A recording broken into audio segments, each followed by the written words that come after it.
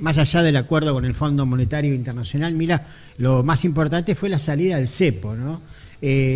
Una de las producciones, la producción que más dólares produce para la República Argentina, el 80% de las exportaciones vienen del agro, justamente es la producción agropecuaria. Acá tenemos a Cristian Giacobone, que es ingeniero agrónomo, y con él vamos a conversar unos minutitos sobre cuáles son para él las incidencias que va a tener esta medida, ¿no? Sobre todo para el área que él cubre, que es el área agropecuaria. ¿Cómo estás? Bien, gracias por venir. No, por favor, gracias a ustedes por la invitación. Bueno, hacía como 20 años que había cepo, se sacó, se puso, se volvió a poner, pero se inventó en el año 2012, creo, ¿no? Creo que en el 2012 fue la primera que se puso cepo. Ahora se ha sacado, ¿en qué beneficia al campo que no haya más cepo? No, lo que beneficia al campo es lo que beneficia a todo el país en realidad, es transformarse en un país serio, en un país más estable, un país más moderado a nivel y normalizado a nivel internacional. La realidad que siempre era una incertidumbre, era qué dólar me tomaba, dónde está el insumo, era como que algunos vendedores de algunas cosas me tomaban un tipo de dólar, otro tipo de otro, y nos volvíamos medio un experto en vano, pero un experto de, che, ¿dónde me conviene comprar en función de qué tipo de dólar me tomaban y demás? Bueno, esto viene a sanear un poco, o es la esperanza que nosotros tenemos, de esta incertidumbre que hablábamos hoy un poco fuera del aire, de decir, che, ¿cuánto valen las cosas? Para dónde vamos a salir y qué tipo de cambio tengo que aplicar. Esto viene a simplificar muchísimo la parte de negociación. Ahora bien, lo que es el tema de la flotación, qué sé yo, esto es un signo de pregunta enorme, ¿no? Claro. De decir, ¿qué es lo que va a pasar? Eso se va a ir con el transcurso del tiempo, se va a ir de qué manera evoluciona, ¿no? Tal cual. Hoy, por ejemplo, para decirte un dato fresco, va a la planta de Silo y el viernes quería vender soja, valía 325.000 pesos la tonelada. Ahí tenías que descontar ingresos brutos, tenías que descontar la comisión y demás de venta. Hoy vale 330. Entonces, si el dólar, como dicen, que valía 1.078, 1.080, 1.084, creo que fue la última que tuvimos el viernes, a 1.210, 1.220, no sé cuánto terminó ayer. 1.230. 1.230. La soja subió 1,5%. Claro, pero la soja no es un commodity que también está todo a precios internacionales. Sí, si el tipo de cambio vos me los cambiás, tendría que verse también reflejado en ese caso. Ahora, cuando haces la transformación de ese dólar a peso, vos ese número de mercado internacional me lo tenés que traspolar al peso. Subió un 18-19% el tipo de cambio y yo me subiste 1,5%. Claro, lo que estamos hablando es que ahora, yo hago como aclaraciones para el televidente. Lo que decimos que es un dólar flotante es porque ya no existe el concepto de dólar oficial o dólar blue, sino es que es un dólar mercado que se va regulando en ciertos parámetros que plantearon que van a ser entre 1.000 y 1.400, que si se va o muy abajo o muy arriba, el gobierno interviene. Sí. Eso es lo que plantean. Seguramente van a intervenir entre el medio, ¿no? Van a tratar de ir atacando por donde van las cuestiones. Y ahí es donde te traigo una pregunta, porque ayer salió Milei a recordarle al campo que liquide, porque el 30 de junio se termina esto de que tienen menor costo las retenciones, que después vuelve, por ejemplo, creo que en las hojas vuelve al 33%.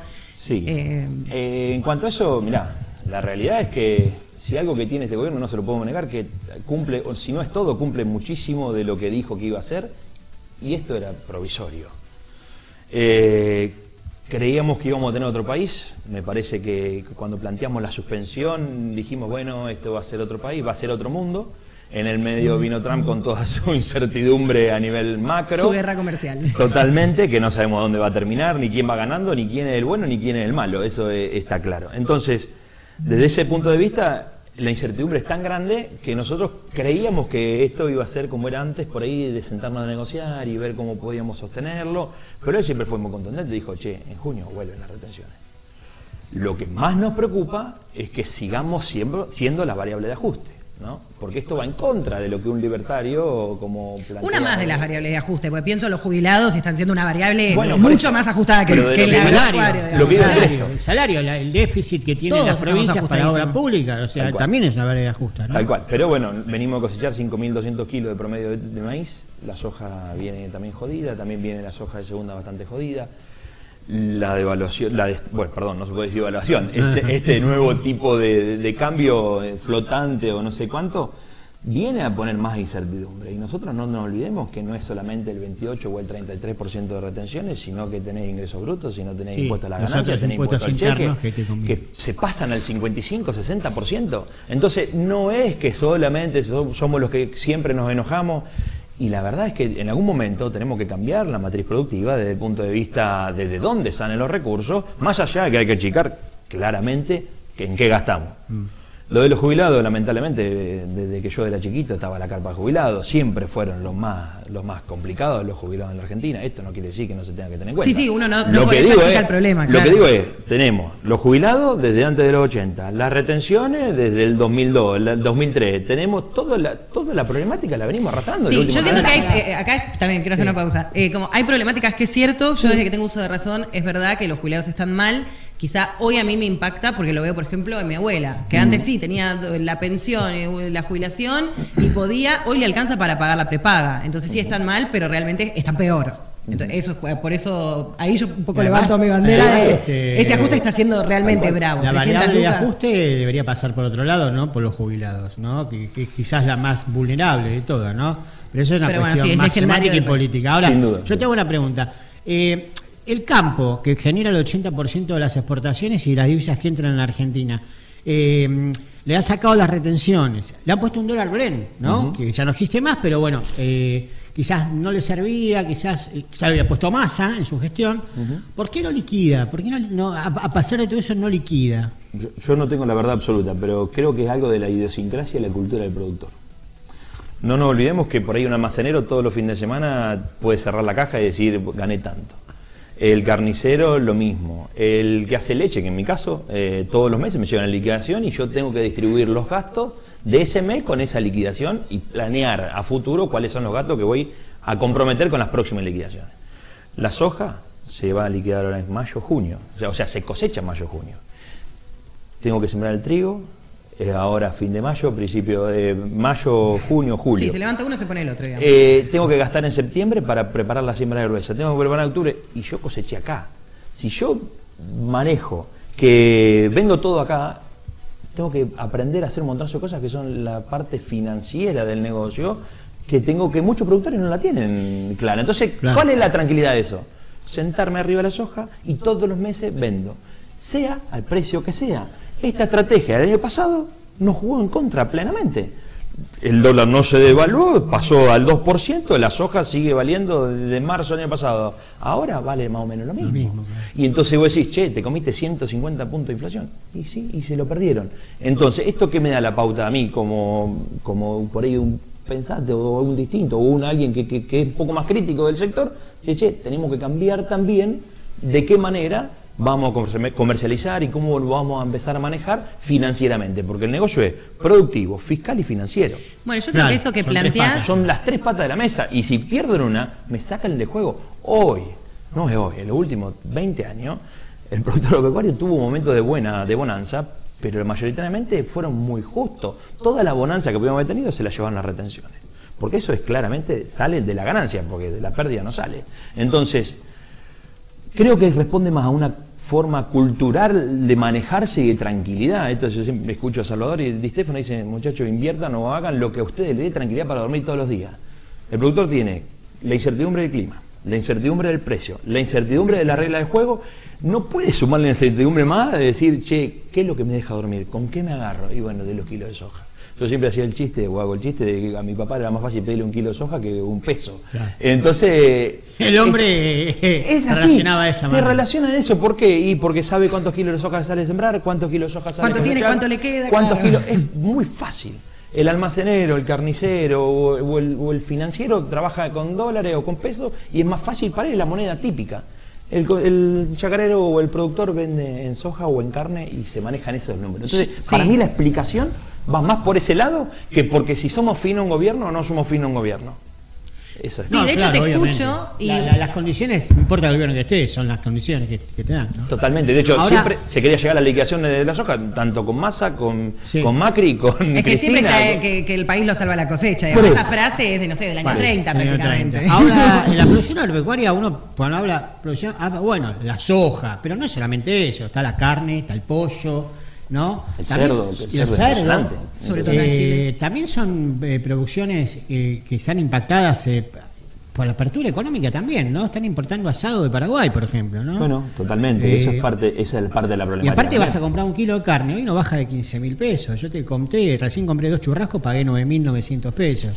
O sea, yo soy solo para mí, ¿no? Me como uno hoy, otro mañana o pasado, pero yo pienso en una familia que tiene 3 chicos o 2 chicos. Sí, la realidad es que deberían garantizarse los ingresos, o sea, debería ser que un país sea tan serio que pueda comprar un kilo de carne. Exacto. La matriz productiva nuestra es carne y soja, y nosotros estamos acostumbrados a comer carne mucho más que en todo el resto del mundo. Ahora, no podemos convalidar por ahí un precio de la carne diferencial para nosotros si exportás la media res o si exportás los cortes mezclados con los cortes de bajo precio. Entonces, hay un montonazo de alternativas, que no soy el experto, de poder conseguir cortes más baratos, y hay un montonazo de alternativas para poder sostener que la persona como vos, en este caso, pueda comprar la carne. O sea, las variables son de ajuste, no es solo por un lado siempre, no es por el lado de la oferta, sino también por el lado de la demanda. Aparte, el mundo nos va en contra, porque antes, por ejemplo, los mercados importadores de carne compraban carne sin hueso y ahora compran cualquier cosa, ¿no? Exacto. Los chinos compran cualquier cosa. Los chinos antes compraban sin hueso. Antes, el osobuco se quedaba para acá y era la super oferta. Ahora el chino se lleva eso más que nada, se llevan las orejitas, la trompita del chancho, las garras de las gallinas, y eso es competencia, y eso hace que el precio se nivele para algún lado. Y esto no hay mucho que podamos inventar. Ajustando la oferta, sabemos lo que pasa. Pasamos de Giles de tener casi 70.000 cabezas a 50.000 y llegamos a 48.000 cabezas de ganado. Entonces, esto es sencillo. El productor ama lo que hace, pero vive de lo que hace. Claro. Y estas son claritos. Ahora bien, vamos a sacar las retenciones, se arma un desfasaje de precios relativos, que es impresionante, que eso también hay que decirlo. ¿Qué pasa con el pollero si se libera el 28% del valor de la soja, o el maíz, el 15% creo que están? También eso hay que discutirlo. ¿De qué manera vamos a hacer? Pero ¿qué pasa? Venimos de un desfasaje relativo, que esto lamentablemente va a doler. Yo no lo puedo ver de otra manera. Gracias a Dios no soy político, ni estoy en el cargo legislativo, ni nada. Entonces tengo que decir, sí, muchachos, yo estoy del lado de la leche, y si el maíz se me va, la leche no me va a alcanzar lo que vale la leche. Pero si no sube el maíz, el que hace maíz va para atrás. Cuando vos decís, porque yo trato de traducir todo el resto, por favor. Un poco de ir traduciendo, porque tiran un montón de conceptos. Cuando vos decís, si le saca la retención al trigo, el trigo se va, ¿cómo sería eso? No entiendo. Se va el precio del trigo, claro. Retención de la soja. soja. ¿No hay una ganancia para ustedes? Sí, para un sector, pero el agro somos un montonazo. Sí, obvio. Bueno, un poco lo pensaba recién con lo de la carne. Vos me decís, se vende todo, y yo entiendo. Y me trato de sacarle el estigma que tiene todo el mundo del campo, ¿no? Es decir, yo tengo un negocio. ¿Qué quiero hacer? Ganar plata, que es lo que queremos todos en cualquier negocio o en cualquier trabajo. Subsistir, más que nada, no de oligarca, sino de subsistencia, de decir, che, esto tengo. Entonces a mí me dicen, me conviene vender al mercado internacional, y sí, voy a vender al mercado internacional, pero no puede ser que un país como Argentina, que tenés un montón de territorio, gana, además tengas la carne carísima y no puedas ni siquiera, como decía recién Marcelo, un churrasco. Entonces, ¿cómo llegamos a ese intermedio de que vos puedas vender y desarrollar tu negocio, pero nosotros también acá como consumidores podamos vivir? Porque si no, es como... un mercado voraz de capitalismo desmedido que solo destruye. Ahí tiene que haber un equilibrio. Lo que podemos decir es lo siguiente. Las medidas que se repitieron en los últimos 30 años... Sí, también nos fueron llevando a este punto. No funcionó. Estamos de acuerdo que hoy el país eligió por el camino liberal.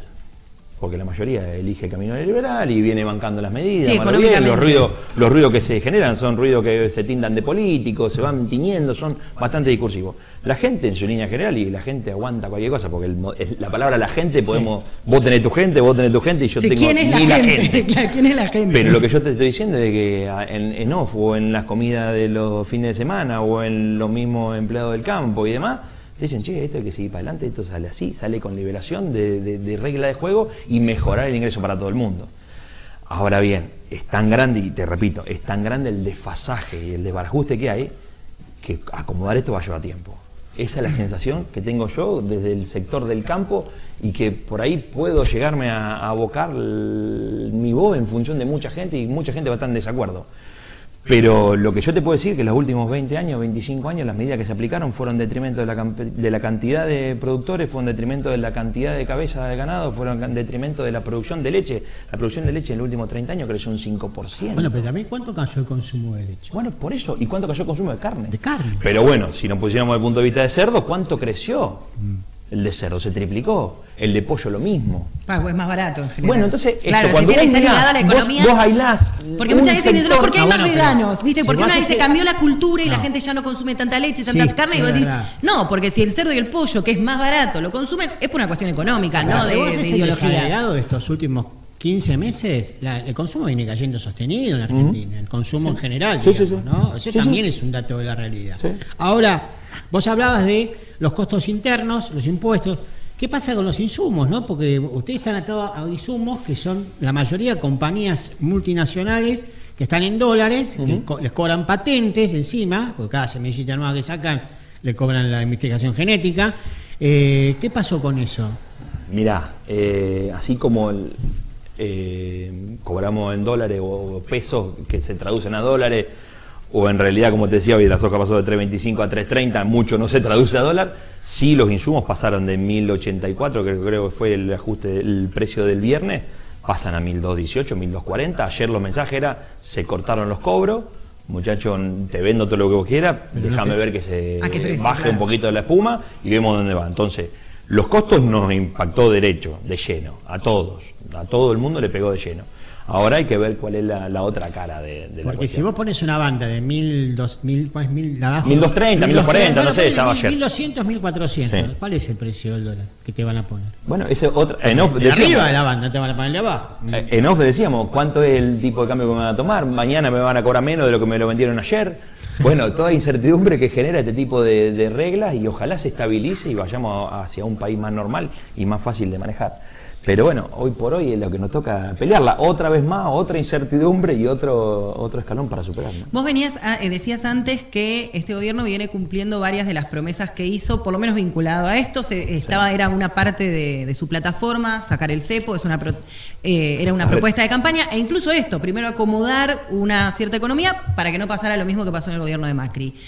¿Quitar las retenciones fue una promesa o eso no? Sí. Porque eso es como algo que todavía sigue pendiente. Totalmente. Pero siempre y cuando fue la variable de ajuste, o sea, siempre y cuando podamos seguir sosteniendo el país como corresponde. Hay deudas que cumplir, hay sueldo que pagar, hay un montonazo de situaciones que hay que mejorar, y así como a Miguel acá en Giles le está pasando, le pasa también en el Estado Nacional. Hoy Miguel no puede arreglar una cuadra de asfalto porque dice que no tiene plata, y se le va el 90% de lo que recauda en sueldo. Entonces vos decís, che, y hay que ver también, porque ajustar o juzgar según el color político es difícil, ¿no? Y esta promesa es la que esperamos todos. Y la señora de casa también tiene que velar porque se vayan las retenciones. Porque eso sin lugar a dudas le va a dar más libertad para elegir todo lo que corresponda. Pero si liberamos las retenciones, liberamos todo lo que sería el costo de la carne, el costo del insumo para la carne, como decís vos, ¿cómo comprar la carne? Claro, pues esa es la realidad. Yo te escucho y estas problemáticas que pero vos ahí hay planteás, problema estoy de salario. introduciendo un tema. Sí.